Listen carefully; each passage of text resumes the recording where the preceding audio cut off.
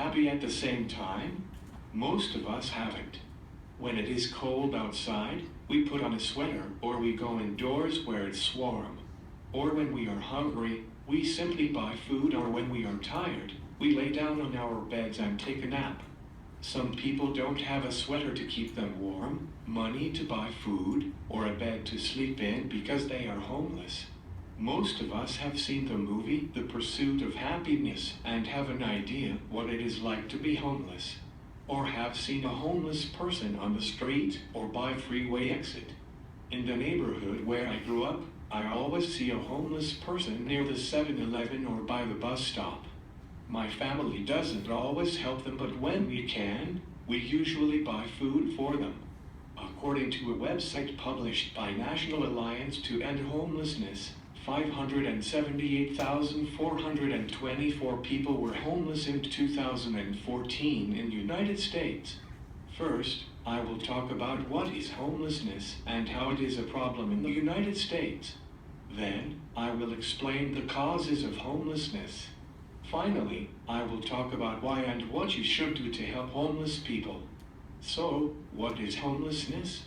National Alliance to End Homelessness defines homeless people as those who are sleeping outside and in homeless assistance programs, while others might define them as drunk people who live on the street.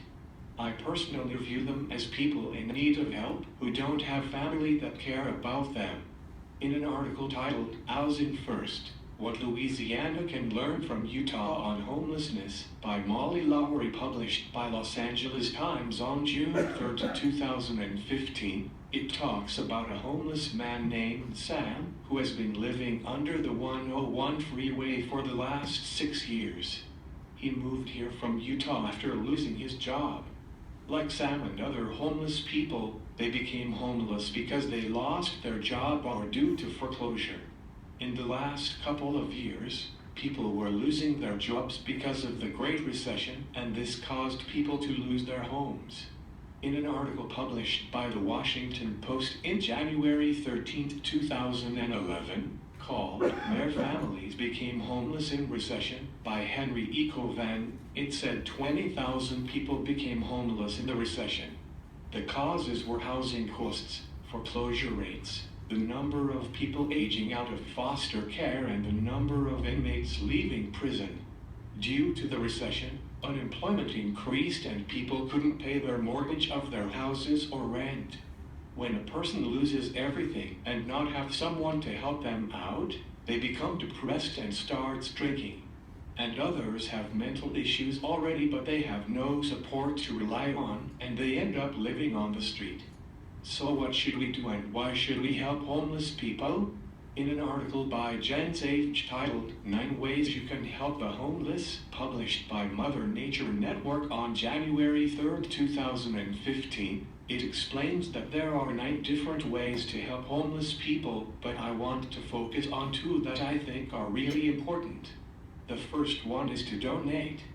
The article said you should donate clothing, shoes, food, blankets, and small kitchen items like cups and utensils.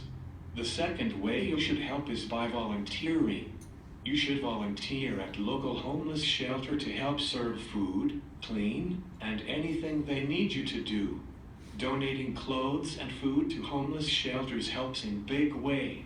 When you donate, you are not just doing a good thing. You are filling a hole in someone's life. You are helping someone to not feel hungry, cold, and even alone. You are saying that you are not alone in this world. And that is the most beautiful thing, having someone when your life is hard. Don't we all should have this? Someone who cares for us when we are in our darkest moments in our lives. In an article by James Abro called, There's a Solution to Homelessness. Why aren't we funding it? Published by The Nation on August 19, 2015, the author talks about he himself was homeless in 2009, but he found help from different services from New Jersey. He is now in permanent federal affordable housing and does need help from social services. And now he is trying to help other homeless. he met a homeless man who was living outside of a shopping mall and he wanted to help him. James tried to call a special response unit that quickly picks up homeless people and takes them to social services. But the homeless man didn't qualify because he was homeless for 4 months and they only help people who have been homeless for 2 weeks or less.